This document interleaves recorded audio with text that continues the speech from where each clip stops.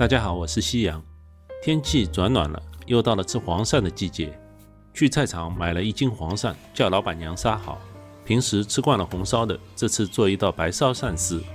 有人怕黄鳝腥味大，不敢做白烧的，其实不用怕，跟着我做一点腥味都没有。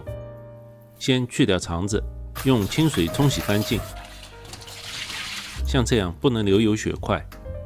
把鳝丝整理整齐，用刀一分为二。家里做，切得长一点，吃起来会很爽。碗中放入黄酒、1勺白胡椒、生姜、葱段，先腌制15分钟。要为鳝丝去腥，除了腌制还是远远不够的。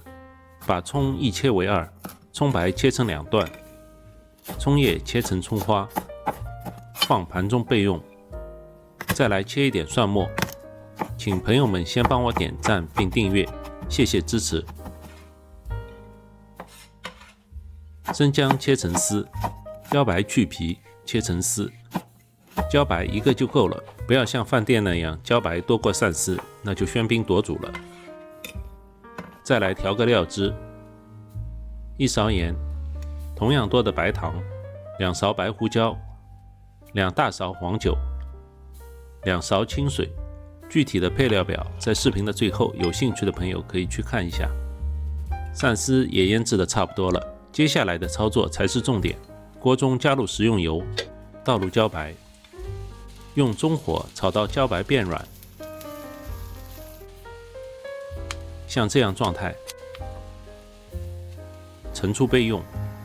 锅中再加入少许菜籽油，加入1块猪油，放入葱白、姜丝，倒入鳝丝，还是用中火慢慢煸炒，要有点耐心，炒透的黄鳝才不会有腥味，这是个关键点。炒到黄鳝有点卷曲后，加入料汁，再翻炒个3到4分钟，接着加入茭白，让茭白吸收汤汁的鲜味。